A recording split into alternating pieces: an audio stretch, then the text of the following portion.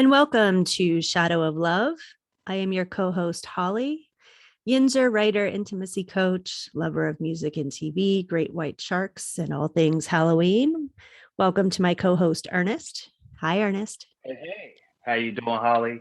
I am Ernest. I am a mixologist, a restaurant manager, hotel manager, a lover of all things old and full of soul, diehard Stevie Wonder fan, and a lover of all things full of soul food and are deep fried, and also thick thighs.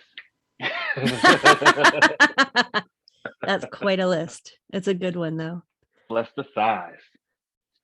Welcome to our Back to the Future episode. Today, we are going to talk about all things related to the dreaded X, right? So, past loves, past flames, past entanglements. So, Ernest, what have you had in terms of X involvement? Do you get those ghosts from the past? Do you find that you have people that kind of circle around your little planetary universe, swing back, come around like a comet every 4 years? Yeah, I got a Bob Cratchit. I got one that I got one that I got one that shows up, you know, and is like Scrooge, you know. She's been in my life forever, so it's pretty, it's a pretty constant thing. So dealing with it, I'm just used to dealing with it, but um I've known her since I was 12. One of them I've known since I was literally 12 years old and met her on the playground. And she's been in my life ever since. Like the first time I saw her, I was like, I literally, I literally melted. Right? It was just it was way cute. And her friend walked up to me and like grabbed me by my arm. She was like, "I want you to come and meet this girl because I'm tired of her talking about you all the time." So she pulls me, literally drags me across the playground and pushes me in front of her, and she's like, "You need to tell him because I'm tired of this." Like we're 12, and here was this girl, this really cute, I mean, really really cute Latina with long curly hair and dimples and a pouty mouth. She's basically the template for most of the women I've dated my whole life. So she's been in and out of my life forever. She's like my first you know everything experiences with, and through osmosis, she became my sister's best friend. Oh, wow. So she's always been around, and we dated. She was my girlfriend, like off and on the whole way through high school. And she's always been in my life. So there's something there. There's always been something there. So every, I don't know, like you said, like Haley's comet comes around or whatever, like like a leap year. She's always, yeah, she just pops up, and we've always stayed in contact off and on, but we've never really locked it down. You know what I mean? We were always like two ships, flying the same flag, but never, stop at the same port, so to speak. So it's a weird thing, but like she's definitely, I wouldn't even call her. She's not even a flame. She's more like an undetonated warhead. You know Ooh. what I mean? Yeah, it's something. Um, and over like the last month or so, we kind of, reconnected and stuff like that. So it's something, but I'm not going to deal with all that right now.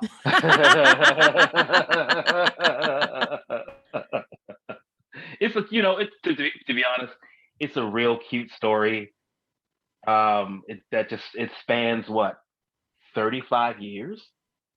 Like I've known her my literally, since I got my first, body hair, that kind of thing. Like, so there's a long history, but there's a few others too. So it's an interesting concept, right? That you can be in a long-term relationship, like you were in a marriage for quite a while, and I'm in my third marriage, and But still who's have counting? yeah, but who's counting, right? Marriage is just a number. No, I'm just kidding. Just remember it. Um, but to have, space where you have a relationship with someone, but also still have some kind of an emotional attachment in some form to other people, right? Because I don't Yeah. think that our society, at least in the United States, really likes people having any kind of acknowledgement of attachments outside of whatever kind of commitment you've made, if that makes sense. And I think you can see that a lot. And hope I'm sure at some point we'll talk about, polyamorous relationships, that concept of extending beyond just that duo and what has always typically been that heteronormativity.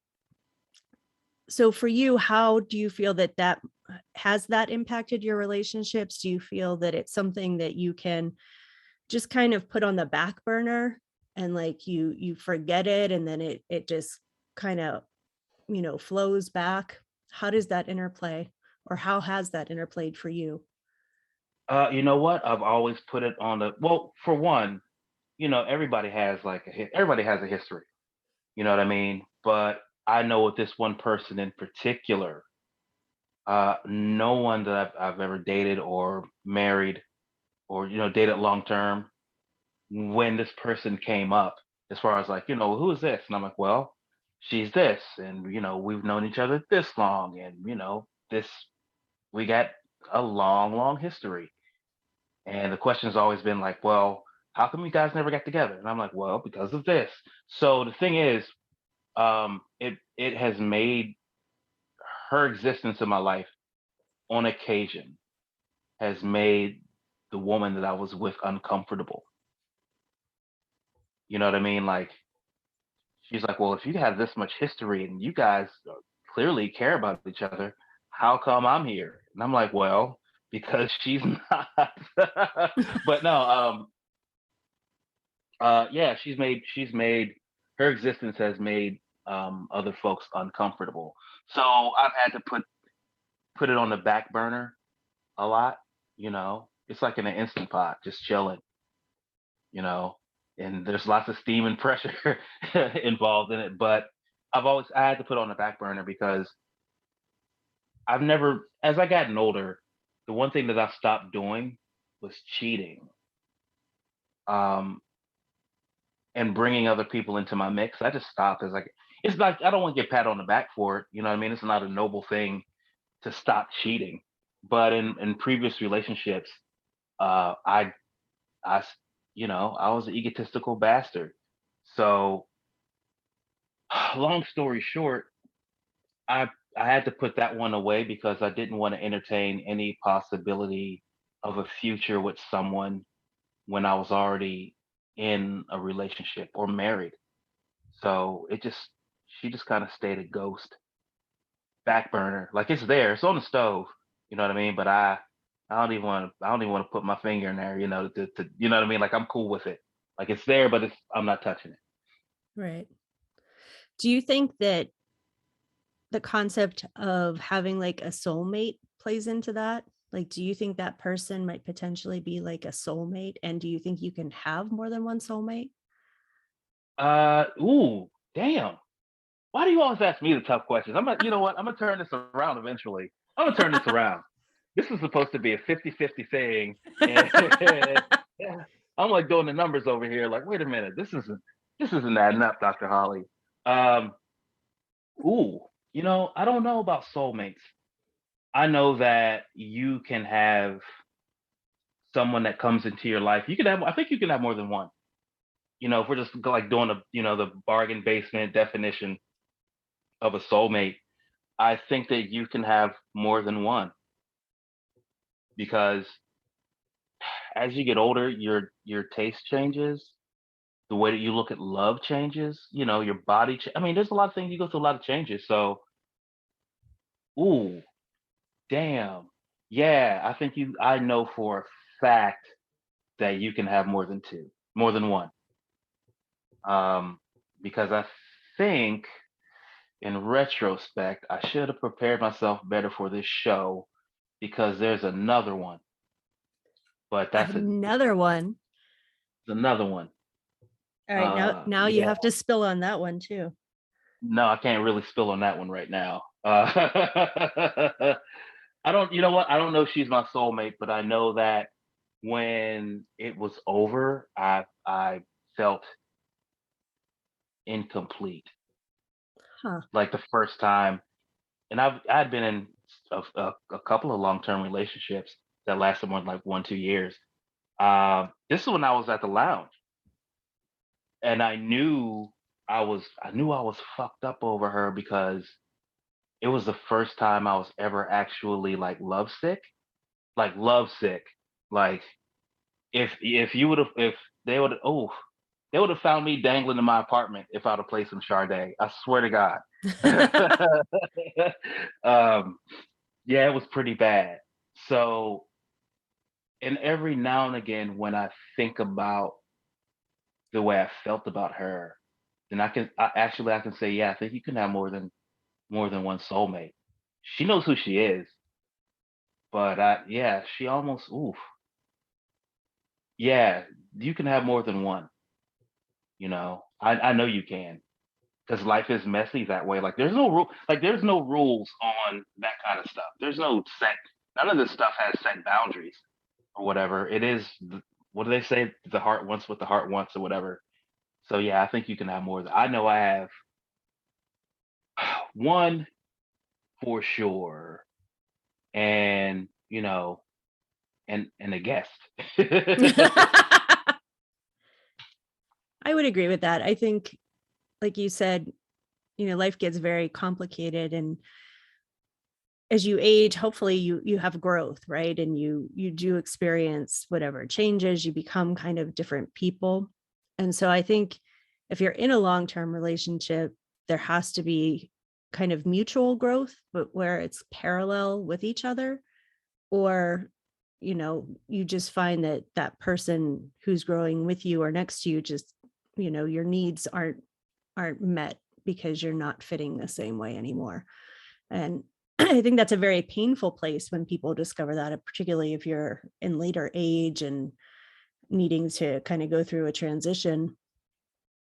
But I would agree. I think there's different people for different stages and phases. And we kind of really prop up that Puritan view of, you're with one person for your entire life, which is really kind of a religious extension of what marriage should be, and maybe not like a practical, realistic view of what people actually do. Yeah, you got to tell me what. I know you have an old flame. I know that there's. I just know. So I share mine. I have no problem sharing mine because hopefully, someone can, when people hear this, they'll go like, damn, yeah, me too. So you Um, got to spill. I have one person that I worked with like 20 years ago who just we were super compatible. And there wasn't even anything that was romantically linked in that relationship.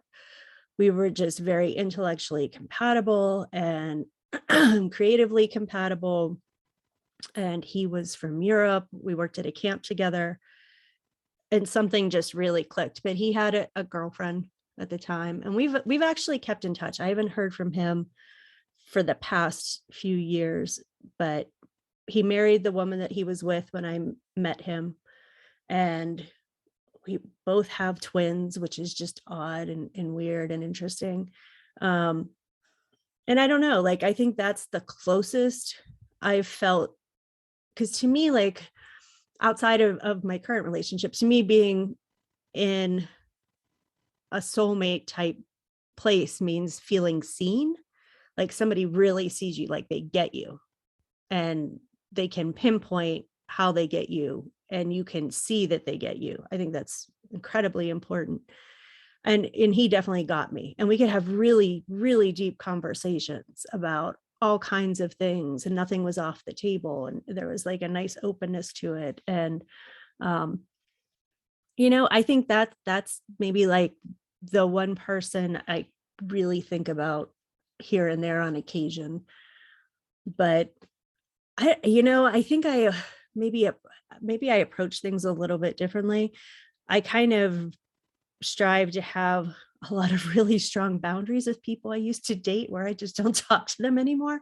because I just for me, it's so hard to kind of maintain that. And I like to be able to feel that I'm respecting the current relationship that I'm in. I think it's hard when you have people who are in that periphery where there was history. I do think that can be hard. I know for myself that that's hard for me if I have a partner who, you know, has some kind of attachment to someone where there was romantic history. Just because it's Yeah. it's it's like, well, you can be friends, but and I think it goes on a case by case basis. I've seen situations where people have been respectful and fine, and I've seen the opposite where they haven't been, and where I've had to be like, okay, no, like just no. Yeah. Yeah. And this is true. I went through I had a really great relationship that I thought I was gonna marry this woman. Like, full disclosure, like I'd never really told a lot of people this. I had already bought a ring, Wow. you know? I'd already bought a ring. And on the outside looking in, people would look at us and call us, and this is true. People would call us Pittsburgh's perfect black couple. Like, people would walk up to us, like we'd be at dinner, and or we'd go to, like, I remember like a few times with like Nate had events Hmm. or whatever. People walk up to us and be like, you two are so beautiful. You give me hope for like finding that special someone. I just wish I could find something like you guys have, and blah blah blah blah blah blah. That's a lot of pressure. You know what I mean? And I think that we kind of bought the bull crap of it. We bought our own bullshit. Like, yeah, we are so cute, this, that, and the other. And I very rarely talk about it. Like, she's, I loved her so much. I went back to church, Holly, Oh, that's some commitment right there. church on Sunday morning. And it's weird because, ooh, I don't ever talk about her. It's weird because we only got together because one of my friends, whom I was briefly romantically involved with, told me that I should call her. Hmm. Right? It was just, and I wasn't even going to call her, but my friend, we went to lunch and went shopping because I just got a new apartment. So went to lunch and she was like, "So who are you seeing these days?" And I'm like, "I'm not seeing anybody, and I'm just chilling, just really chilling right now." And there was a possibility that my friend who I was with, we could have honestly ended up getting back together too. So I was in a fluxy ass place. And I was telling her about this woman, and she was like, "You know what? You should call her." She was like, "When we get back, when I drop you off and whatever, you're gonna call her tonight. Just call her and talk." Called her, talked. We talked for like, ooh, Holly, we talked for like 9 hours on the phone, right? And like there was something there, like like there was something from the gate. I pulled And it was shit. like an old school phone, right? With a cord where you like could only walk into one room. Nah, and you know what? It was one of those old Nokias. Like, I know I got a tumor. I know I got a tumor from talking to this girl on a thick ass Nokia phone for like 9 hours. Like, the side of my face was hot. So, we got together, and I was madly, if anyone, how can it was real like Jesus. I love that girl through and through with every bit of me. Like, I adored her. So I never, and I never cheated on her, never stepped out, never even I never even looked at another woman with any kind of interest of, you know, physical desire. It was just weird. I was shut down. I was locked in. Had the ring, and when I started at the lounge, we broke up. So Yeah, it cost me something. And to this day, because we do have mutual friends, I can't be around her. Like I just can't be. And it's not like I'm angry or anything like that. It's just that she's a little bit of emotional kryptonite for me. Like I just can't. I shut down when I'm around her. So there's something there. I mean, there's always gonna be something there. But we kind of like, basically, I gave her like that whole side of the country after we broke up. Like, you can have America. So yeah, what I say, like the answer of like the whole soulmates thing, I, I, I think so. I think, yeah, I know that it's possible because in my personal life, I got emotional kryptonite, and another one who every time I see, I literally melt. So yeah, the answer is yes. You can have two soulmates. You can't have both at the same time. Right, right. So But that's a polyamorous show. right, right. That's for another episode. Yeah. What do you see are the potential positives to any of that versus, what are the negatives to having that Uh history, to have knowing those feelings, oh, the negatives. I'll start with the negatives. You have to be careful when you revisit your past, right? Because there's always a reason why somebody's your ex, and there's always a reason why you didn't get together with somebody too, right? You know what I mean? Like there's a reason. Um, if you're close to somebody and you have a long history with them, and and you care about them, like you really care about them, you run the risk of losing a friend and a lover at the same time. Like you don't want to catch that two piece. That two piece is a lot to deal with. And you also end with like, how can I put it? You you don't want to fail again. Failing again with the same person.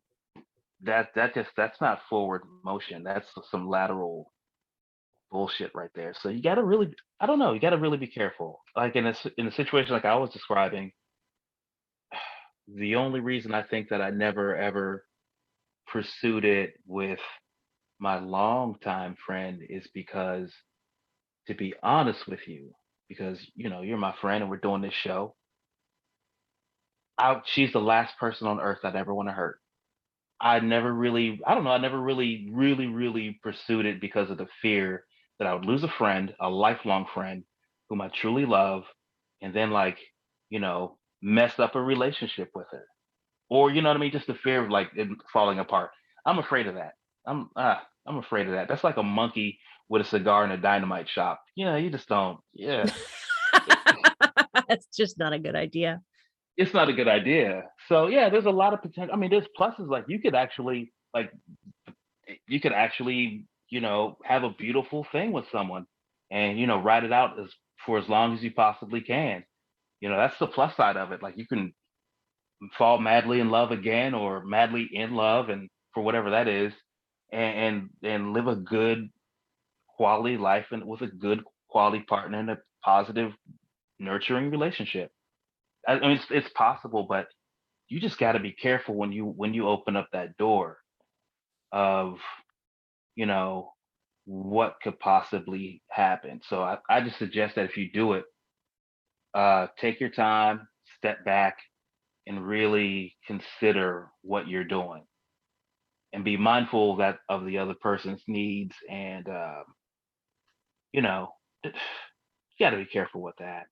Just be mindful.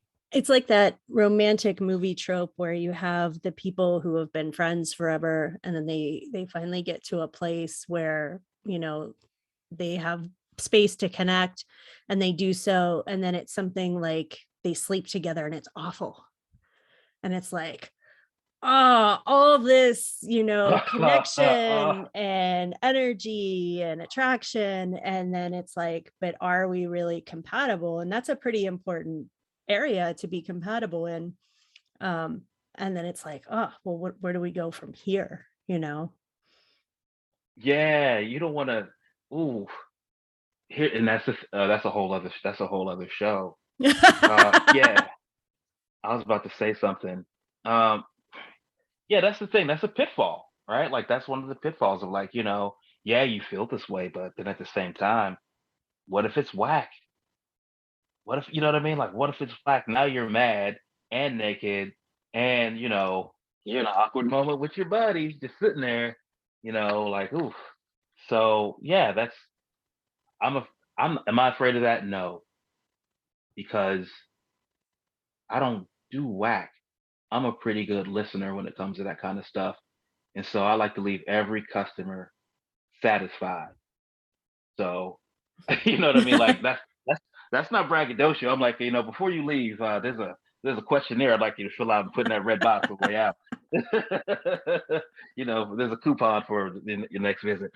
So no, I mean, Holly, it's not dangerous, but it's risky because you don't know what you're going to lose, and you don't know what you're going to gain, Right. and if they're a friend or there's somebody from your past that you care about, just ooh, be careful. You know what I mean? Just oof. That's all I got to say.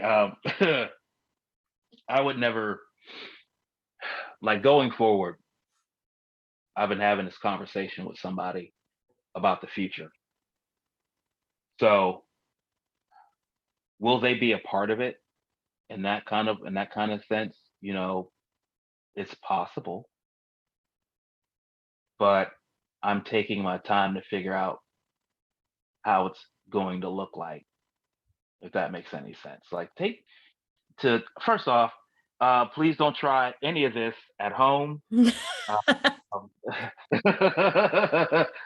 we always do the disclaimer halfway through the show. We do the disclaimer. Please don't try any of this at home. We are not professionals. We are just seasoned veterans. It's all this shit is flimsy. All of it is. So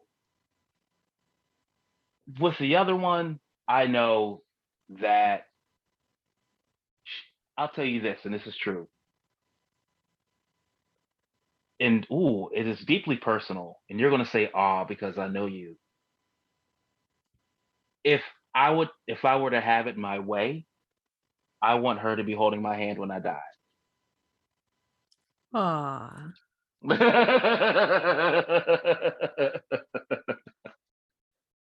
No, you that's know? super sweet. Oh yeah, it's true though. So that's what we're here for, to be honest. And Yeah, I think, that concept of coming back to someone where maybe you had unfinished business and you're different people and you've had time to kind of grow and evolve into the people you need to be to be able to be together is kind of a nice romantic ideal and thought. I think that does I know people that that's happened to, where they had someone from their past and just for whatever reason, that wasn't meant to be at that time and then later connected and things worked out for whatever time it did. I think there's more negatives for just from my experience than there is a potential plus. I think maintaining friendships with an ex is hard if it's someone that you really seriously had a relationship with. At least for me, it is. Like I said, I don't really maintain those kinds of relationships. Now, people that I've been casually intimate with potentially have no issue, because that emotional part wasn't quite there. But there's very few people that I've had in my life where I've had both some kind of emotion and sexual relationship where I feel I've been able to maintain like a friendship with them. I'd say there's two people that I know of. And they're not people that I talk to on the regular. They're, they'll just pop in and out here and there, but I've known them for a substantial amount of time too now. It's a tough subject because it's like, it's so sticky. it's so This is a sticky. sticky one. And in general, like I'm the kind of person when I'm in a relationship where Like I will give it 150,000% my all. And so if we're done, like I'm really just like fucking done with you. Fucking done. Like I don't want to see you anymore. I don't want to be around you. I don't want to talk to you. You sound like somebody I know. And that's really hard when you have kids and get divorced because you still have to deal with those people, and unfortunately. But that's like the downside of that is, you're just like, well, I just want to move on. I don't want to linger. I don't want to continue in this space because whatever happened that we're not working anymore, like it must have been significant because man, I Yeah. I have poured my energy and my soul into trying to make things, happen. Um, and so like I just hit that like empty gauge on the gas thing and it's just like, nope, we can't travel anymore. We're done. I'm getting out of the car here and I'm leaving you and I'm walking. And Yeah, I've literally jumped out of some of those cars while it was still moving. right. Yeah, that's just the truth. I've been pushed out of a couple of them. I've been pushed. Oh, I got pushed out of one for sure. That's a whole other story. But yeah, I would never. I wouldn't do it unless I was sure that it was the right thing to do. You know what I mean? Like you got to be. There's a song by like Stevie Wonder has a song called "Make Sure You're Sure." It's from the It's on the Jungle Fever soundtrack. Make sure that you're sure, because you don't. Man, you could fuck up twice. And I've in previous relationships, I've gone back to a couple of them, and that's how I learned like don't go back. You know what I mean? Like I'm not a go back kind of guy now because I've gone back before and still ended up in the same place afterwards. So I wouldn't suggest it. Like my personal belief is there's a reason why somebody's your ex. Right. So there's a reason, and you could be part of it. You know what I mean? So or a big part of it, or somebody else. So just stay away from things that already failed, unless you absolutely know that this thing can go whatever distance. Right. You know what I mean? So, and that's my personal belief. But with the other one, if it's somebody else, like a friend, just you better know what you're doing. That's all I have to say. You better know what you're doing, know what you're getting into before you ruin, a perfectly good friendship. Because the older you get, it's harder to maintain friendships. It's harder to make new friendships. So if you have a valued circle and that person is in your circle, you better make damn sure you know what you're doing. I think that's a really important point because I think this goes a little bit to the concept of, friends who are opposite sex. And I definitely look forward to doing an entire episode on this one day because I think it's an important topic. But I think that you become friends in some regard because there is some kind of attraction there, whether it's intellectual, whether you're emotionally compatible or you have like the same kind of creative interests. There's something there that attracts you to that person for you to maintain that friendship. Yeah. But I know for myself, because I am someone who is typically always bonded better with the opposite sex. And that's been my comfort zone. Like my best friend in college was a guy and we lived together my senior year. You know, that's just always something I've had since high school on. I think you really do have to be thoughtful about those things. And so for me, I've always, with maybe one exception, had a really firm boundary around like I just don't fuck with you that way. Like if we're Yeah. friends, like that's it, like that's where we go. Like we can have whatever deep conversations because clearly there's something there that you know makes you interested in wanting to spend time with that person. But I think you have to be really careful to have firm boundaries and just be like, not going there. Because the minute you do, it just gets so messy and slippery. And like you said, then you end up losing someone who potentially adds value to your life that you can rely on as, someone who's a support. And it's just not worth it in the end, unless you know that like this is the next step of my life and where I want to take it. And it's mutual.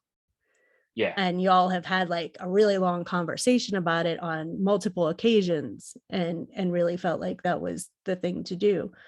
But on the whole, I think it's a really slippery slope to get into. I would never roll those. Oh, that's a shitty casino right there Yeah. to walk into.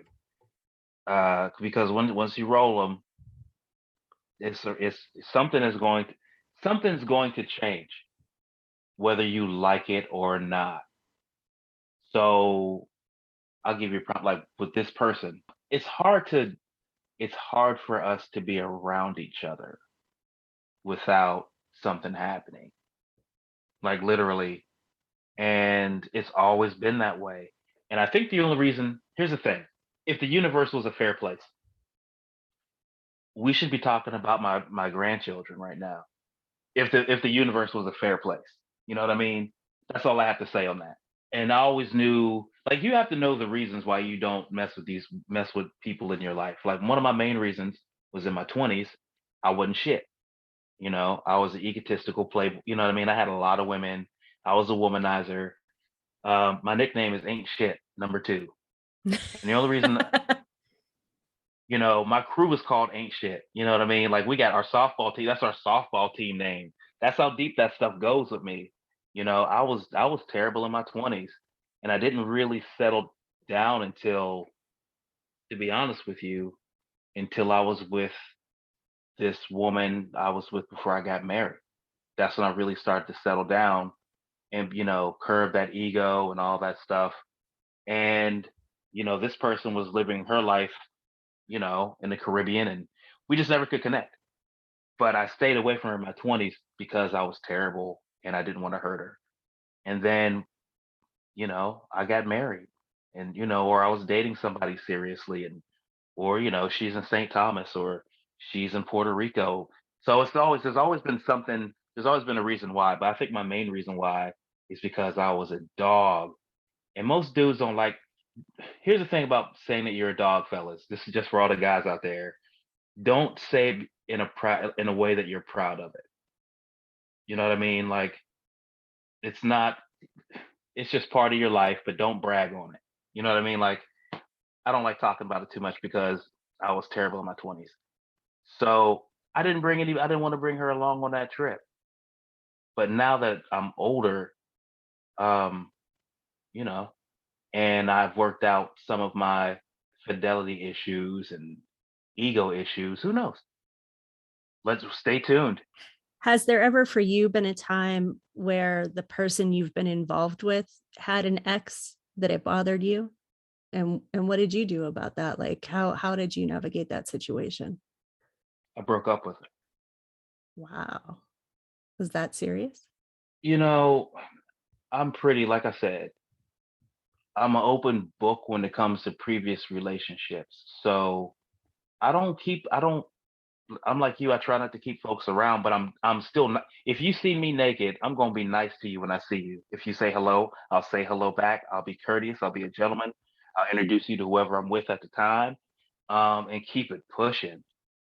But if you have an ex that's like, hanging around, it's like you haven't figured your shit out, and I'm in the middle of it. So I'm gonna bounce until you figure your shit out. You know what I mean? Because I don't want to be a rebound because I've rebounded on people before and I know what that feels like.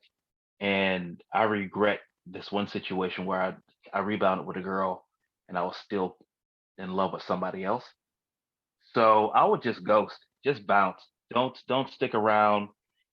Any explanation that they give you, don't don't believe it. Don't believe it. If there's that's a red flag. Red flag. I call that a red flag.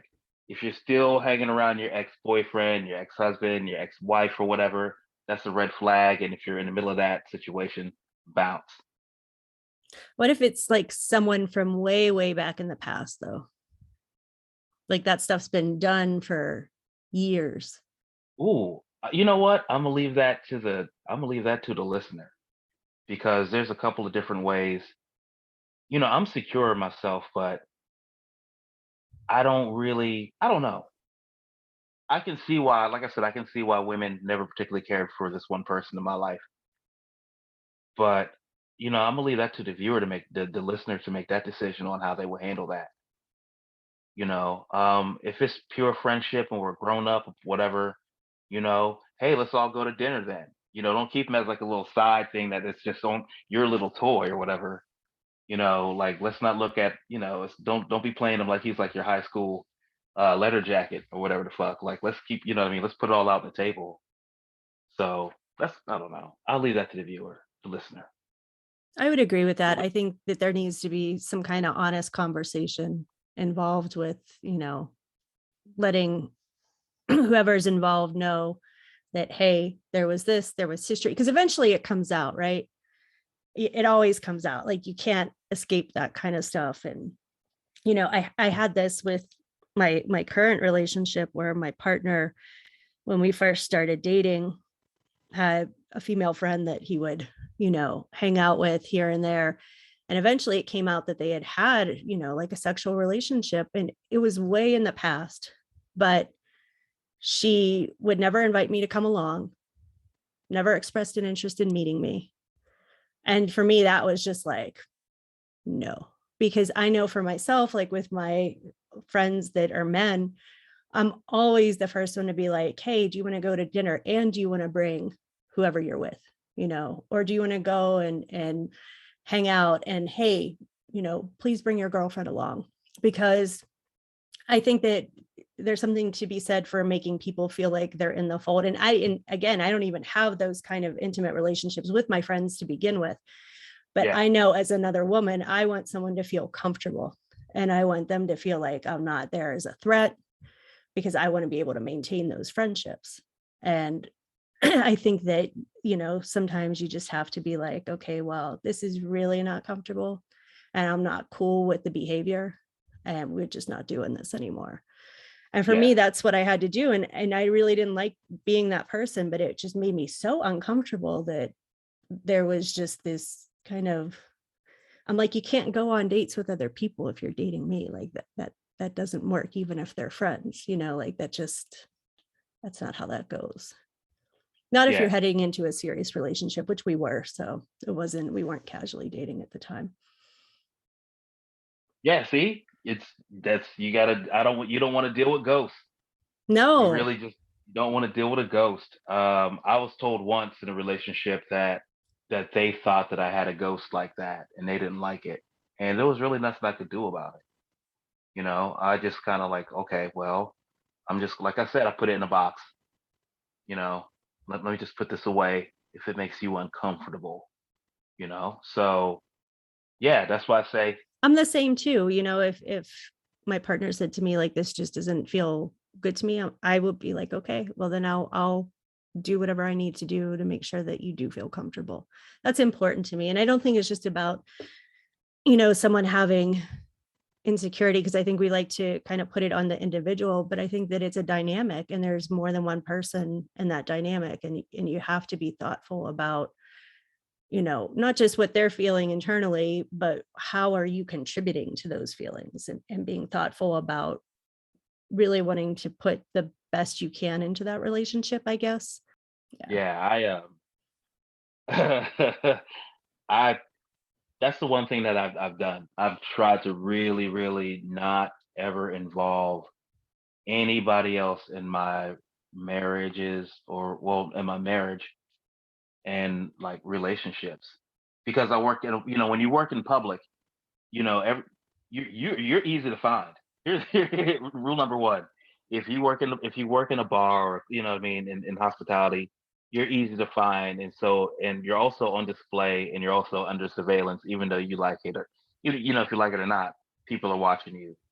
So I've always tried to like make my partner uh, feel secure in the fact that she was the only person for me at that time for however long it was going to last, because like when you're public like that, you know, there's a lot of insecurities that can come into play because I had a woman I was dating years ago. I was bartending at a club. I was at the Crawford in Station Square, and I really developed a good Friday night crowd of mainly women. You know, at the we had a round circle. I don't know. You've been in there before. Right. You know, I had that round bar. I had a bet with the owner that I could pack the bar full of nothing but women. Yeah, and I never lost that bet. So the lady I was dating at the time, she worked at a hospital. She came in with she was wearing her scrubs, and there were two of like my main regulars, real pretty professional ladies, and they only came down there because I always treated them well. Like that was my thing. I treat people well. But you also have to act like you're available, but you're not. You know what I mean? Like, you know what I mean? It's like you're there, but you're flirty, but you're not really taking anything home or whatever. So she came in and she sat down beside these two ladies that I took care of, and she kind of like did this look. She like did a whole look around at the bar, like this motherfucker is surrounded by bitches. Like he like she just kept doing like looking from side to side and like she's like my man is surrounded by bitches every night. So she had a couple of drinks or whatever, and the two ladies started talking to her. They're like, "Well, we never seen you here before and whatever." And she's like, "Yeah, usually I work this time, but I got off early and I decided to come down to have a quick drink." And they're like, "We always come here because of Ernest. We just love Ernest. Ernest is he is so sexy and funny. Like, oh, he's just a you know what? We live for Friday because we love to come down here and have Ernest take care of us. He is the best." I'm like, oh, would you please stop? I was like, oh shit. Would you please stop talking? Just eat your chicken wings and just shut the fuck. You know what I mean? So I could just feel like this, and my girlfriend cut me this look like, you know, and so she was like, she drank her drink, and they were like, yeah, well, girl, you should come back because Ernest always takes care of it. She was like, oh, I know he does. He's my boyfriend. She's like, babe, I'll see you when you get home. And I was like, ah. So I went to her apartment after work, and she was hot. She was like, so let me get this right. You work in a room where you're surrounded by bitches. I was like, yeah, that's pretty much what I do. That's my job, and the insecurities kicked in, and after that we were never the same. Never. But at the same time I'm like, you work at a hospital full of doctors and you wear pajamas all day in a place full of beds. So I watch ER. I know what goes on. Shit, I watch Scrubs. And you worried about, you know what I mean? You worry about these jazzy bitches. Oh, that's funny. And to this day, what's funny is we're actually cool right now. Like we had a tumultuous breakup. It was terrible, but we're actually, I bumped into her a few times after we broke up when I was in Pittsburgh a few years ago, and we're just cool. I mean, we had a decent conversation. We had a good time. But again, we were broke up, so there's a reason why they're your exes. So it's So. interesting because you don't really do social media stuff. But to me at this age, it's so weird that like you can find people or people can find you that, you know, when I was in my 20s, like that just wouldn't have been an option. Like you would have to come and know where I was, hunt me down. I didn't have a cell phone, you'd have to call my house and maybe hope I was there. So Yeah. you could hide from people is what I'm trying to say. It is really hard to do that now because it's people have access to so much information and can find things and find you. And do you have any exes out there that you be able to come knock on a door that you know were that crazy? Oh, yeah. Yeah, I've had the a few of them, and full disclosure, some of that was on me. In retrospect, It's just my fault. that's that shit was my fault. I had that coming. Um, yeah, I've had a few that have knocked on my door. I've had a couple that have stood outside my apartment, you know, in the driving snow, staring up at me in my window. I've had a couple of moments like that, but I know also some of those moments I really brought on myself. You know what I mean? Like the journey. I think the cool thing about us doing this podcast is like, yo, you can look back at some things like, yeah, I fucked that one up. You know what I mean? Or like, yeah, like that one was all my fault. Like the reason that that happened was my fault. The reason why my sweaters are burning right now is my fault. You know what I mean? So yeah, We can call it there's some things. introspective podcast therapy. Yeah, I've had my fair share of crazies, and I've had my fair share of like I made her a little bit. I may have made her a little bit crazy. You know, I'm, you know, I'm my own thrill ride. That's why we have a disclaimer midway through the show. We want to, for $10, we could take a picture of you while you're going down the hill. Oh shit! I make myself laugh.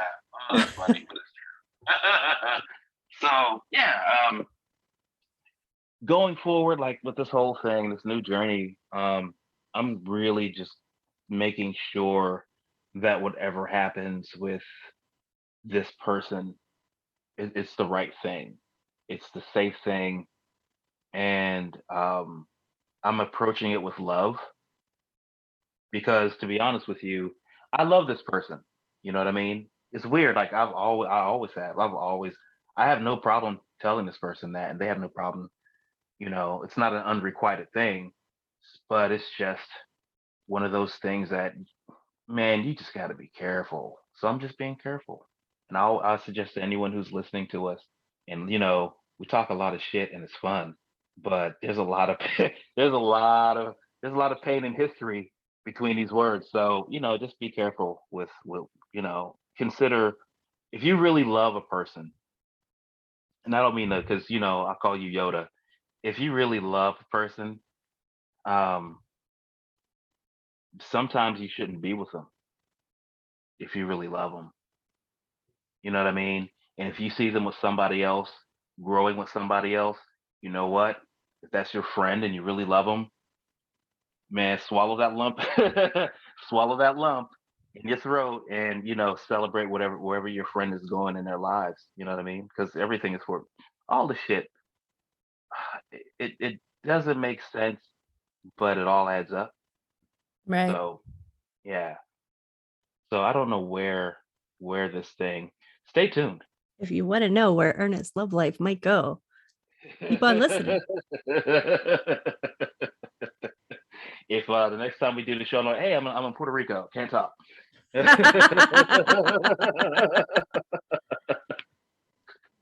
I agree with you. I think exes are kind of like a Ouija board.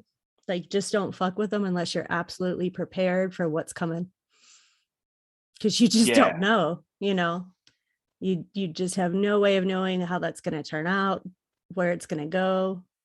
It could be fun, it could be terrifying. You don't know what you're going to summon. yeah, you really don't. Like what ghost, what demon am Right. I am I gonna conjure with this nonsense? I'm not gonna call it nonsense, but ooh, How much karma um, do I have that I need to repay right now? Like, yeah. There was one time, like now that I'm single, which it's fun, and I haven't really said that word so much. I haven't said it's very rare that I've said because you and me talk all the time. Now that I'm single, um, I don't know if I would like reach out to an ex or whatever. I don't think I would. If I bumped into one, only one in particular, ladies and gentlemen, only one. Um, I don't know what I would do, but the rest of them I'm cool with. You know what I mean? One of them, she's not even supposed to be like, you ain't supposed to be 300. You got to be 300 feet. Like, I got to see you coming. So, you, you know what the judge said. So, I don't know what I did with one, but the rest of them I'm cool. I'm cool with. Like, they're exes for reasons. I think I'm really fortunate that in terms of like actual relationships, I've been pretty selective about who I kind of chose to really commit to. So I don't really consider myself having like a ton of exes per se. Um, where the ones that I have, I think I'm on pretty decent terms with the exception of my first husband, and he lives out of the country, and I never have to see him again. And I am so good with that. Oh, you hate them so much. You wish that planes didn't exist anymore. You're like, I I don't, it's not even hate anymore, I'm fortunate because my kids from that relationship are grown, and that was the hardest part of navigating any of that. So now it's just like out of sight, out of mind, yeah, never have to really even touch that mentally again. And that's a beautiful thing. So I would say my advice would be to just be very selective about who you choose to create those commitments to. And there's nothing worse than having like a trail of breadcrumbs of people you used to date, following behind you or oh, date seriously. I mean, intimacy is a little bit different because I think you can be casual with people and still maintain some semblance of a quasi relationship, you know, just yes. because that emotional entanglement's not there. But in terms of actual real relationships, I think less is more. I mean, there's all these Yeah. big things about, oh, just go for it and love. And it's like, dude, that shit's exhausting and it takes energy. And the more you do it, the less you want it in some ways, because but it's like you get chewed up and spit out, and then you gotta like sew yourself back together like a rag doll and try to go on Tinder and you got stitches and shit, and that's not cool. I'm like an emotional Frankenstein right now. You know what I All right. You know, some stitches here and bolts in the neck and trying to be optimistic. Which you know what I am actually. I'm optimistic, but I don't like when you said breadcrumbs. Like I got a burning bakery. Fuck breadcrumbs. Fuck You breadcrumbs. could fill Like that Nabisco plant in Bakery Square. yeah, like like somebody blew up a Wonder Bread factory. It's it's terrible. You know what I mean. And the thing that I'm humbled because I'm like I have opportunities to fix some of the stuff that I fucked up. You know what I mean. So if that's the thing about this one girl, was one woman. Um, there's a lot there that I wish that I could have fixed, and and I could have fixed it if I hadn't been stubborn. You know what I mean? I could have fixed that one. And later in life, I was like, man, I think I might have fucked that one up. You know what I mean? Uh, I think that's another reason why I honestly, and it's funny, like when I stay in Pittsburgh, I'm like a block away from her. You know what I mean? Yeah, I never really tell anybody this shit, but this is what the show is for like people like, man, that's close. So, yeah, part of me, like, I know, like, I could have fixed that. So there's a little bit of hurt there that's always kind of, it didn't linger or anything like that, but it's one of those things that I put in that box of like, man, if I'd have not been stubborn, or man, if I had not been an asshole when I was in my 20s, we'd be talking about my curly haired grandkids that speak, my bilingual grandbabies, and I just have regrets that like, ooh, I could have fixed that. I'll just tell people if you can fix something while you still have time, try to fix it, but don't try to fix it because it makes you feel better. Fix it because it's broken and it needs to be fixed. And it's the right thing to do. It's the right thing to do. That's wise advice. I think my kind of end words would just be careful who you fuck. I mean, figuratively, literally, just really be careful with who you entangle yourself with and the kind of, you know, situation you're going to leave in the wake, because man, and we do that stuff in our 20s without even thinking about it. We just like be throwing damage around, because Woo! you can. Woo! And you got the hormones to do it. You're like, yeah, this is awesome. I was a one dick rodeo. I was out there wilding. And then you get to this age and it's like, whew, I probably could have been a little bit more discreet or thoughtful, and you know, just take your time. Really, I think in retrospect, there's so much more value I could have gotten out of certain relationships had I really been a little bit more willing to be more present and in it, and not so young. But then that's perspective with time, I guess. So not Yeah, much you yeah. can not much you can do with that. Oh man, I really, yeah. That's why this is the Back to the Future episode. Like, man, I wish I could go back in time and fix that. I wish I could tell that dude. You know what I mean? I want to jump out of a DeLorean right now with a bubble coat and tell that dude from 15 years ago, like, hey, you know what I mean? It's like, don't whatever you're thinking, it's the wrong thing. I'm from the future. You know what I mean? Get in the Right. car. You know.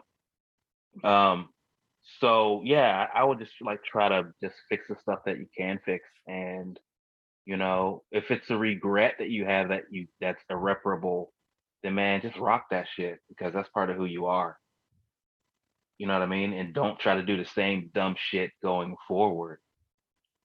And take it from us.